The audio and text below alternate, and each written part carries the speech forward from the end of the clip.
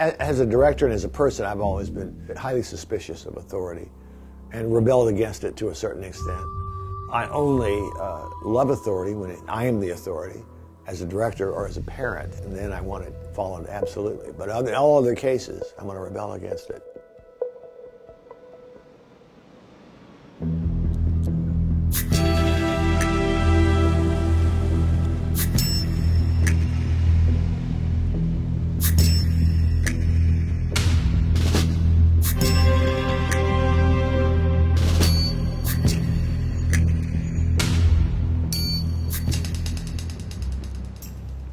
I love science fiction.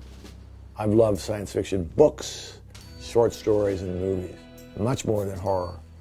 And this is my kind of subject matter. Some point in '86, I came across Ray Nelson's comic book about a guy who realizes that the human race has been hypnotized. Surrounding him are aliens, creatures, which I thought, okay, hypnotism is a cheesy idea, but maybe I can do something with this. So I started working from there. As a child of the '50s, I grew up watching old science fiction, monster horror films, and one of the classics of the '50s was Invasion of the Body Snatchers, which is there among us, but we can't really tell.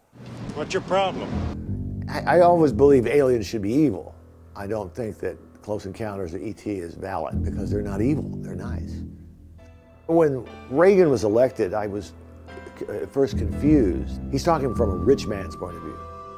Reaganomics was, don't get in the way of the rich, because if they make more money, then you'll get some. You can have a little taste of that good life too. Now I know you want it. Hell, everybody does. And during his time in office, he'd started destroying the unions, and poverty increased. And I thought, where's my country going here? Why are so many people buying into this? I wanted to strike out in some way, so I cast the Republicans as alien creatures. The sex and violence on the screen has gone too far for me.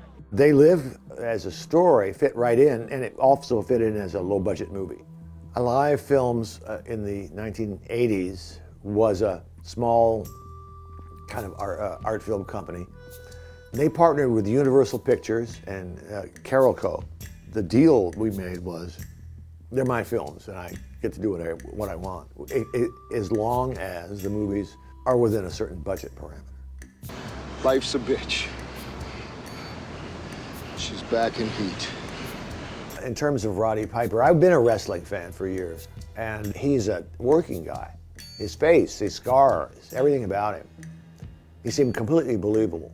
He has a natural instinct for performance, so I didn't really have to get him there, but we talked about certain nuances and certain ideas. Very early on, before I was finishing up the script, Roddy said, look, you know, for these interviews that I do when I wrestle somebody, I have a lot of things that I make up and I say, so here's a bunch of them. And he had written them, scrawled them down, and there it was. I have come here to chew bubblegum and kick ass. And I'm all out of bubblegum. I thought, well, that's a great line. So I put it in there. So I was just a typist. That was his line, completely his line. Take a look. If you want me to look through your sunglasses, I'll look through your sunglasses. If I don't see what you see, I'm gonna see it anyway. I've always been in love with Meg Foster. I mean, watching her in the movies, and Meg is a very gentle soul, but a really talented actress. I was hoping that you would give me a little drawback like this. You got it. And a little, you know what I'm saying? You got a little. You got it. Bunko. I remember she made a religious cult movie called Ticket to Heaven, where she was the cult leader, and everybody's working on her eyes. And I admit I did myself. Is she good or is she evil? But I really went with the fact that she's just really talented. Try these on. Look, you crazy mother. Put these on. Hey! Stay away from me! I'm telling you, you dumb son of a... In terms of casting Keith David, the idea occurred to me when I was writing it. And I thought, oh, he's great, and he'd be great. There was going to be a big fight in the movie, so I wonder if he could handle it. The fight scene came about in the writing stage, but it was after Roddy was cast as the lead, and Roddy's a wrestler, so he fights every night. So I thought, well, we need a fight scene in this damn thing.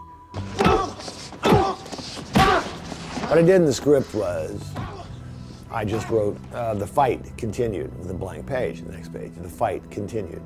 And we'll figure it out later, we'll work on it. So, Jeff Amata was our stunt coordinator. I've worked with him for years. He was also every alien in the film, by the way. He was in suits, he was a woman, he was a president. Jeff Amata was the alien race. Jeff and Roddy and Keith were in the backyard of my then Van Nuys office with pads. Worked it out from beginning to end. And everybody contributed. We worked for a month and a half on it. Roddy told me once, the best fight you can have is when you rehearse it in a month and a half. Because it looks great and it's all timed perfect.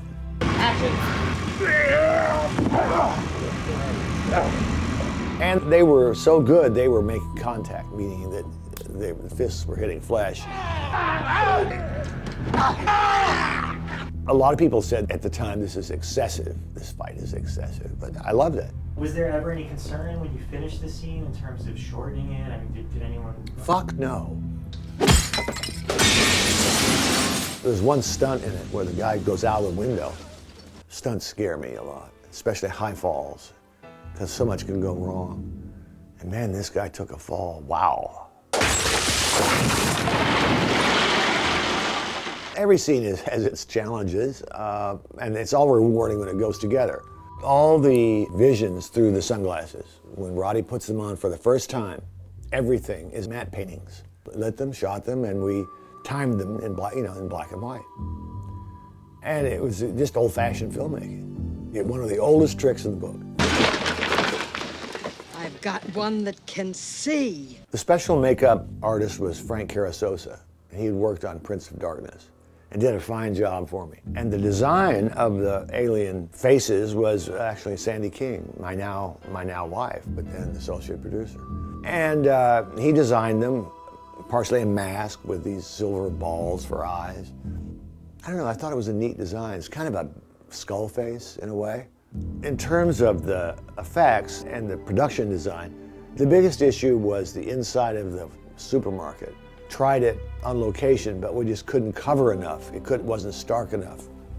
So that was our biggest expenditure, was this big set.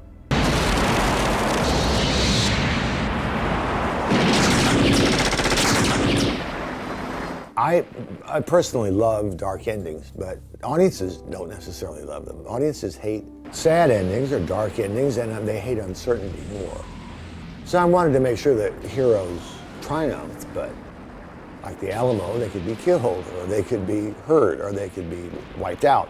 I worry about everything, but what trumped my worry was the fact this is right. This feels right. I want to do this. I think They Live was great for its time. I'm really proud of the film. I'm really proud of what it said, but it has to stand as a story also, not just as a polemic, a political diatribe, a rage, but it has to stand as a story. And there's certain parts of it I'm enormously proud of, visually and thematically. They are dismantling the sleeping middle class. More and more people are becoming poor. We are their cattle. We are being bred for slavery. And I must point out, I believe that the 80s have never ended. They're still with us today. We've never repudiated this Reaganomics idea. Everything has trickled down. They're still here. They're making more money than ever, and they're still among us.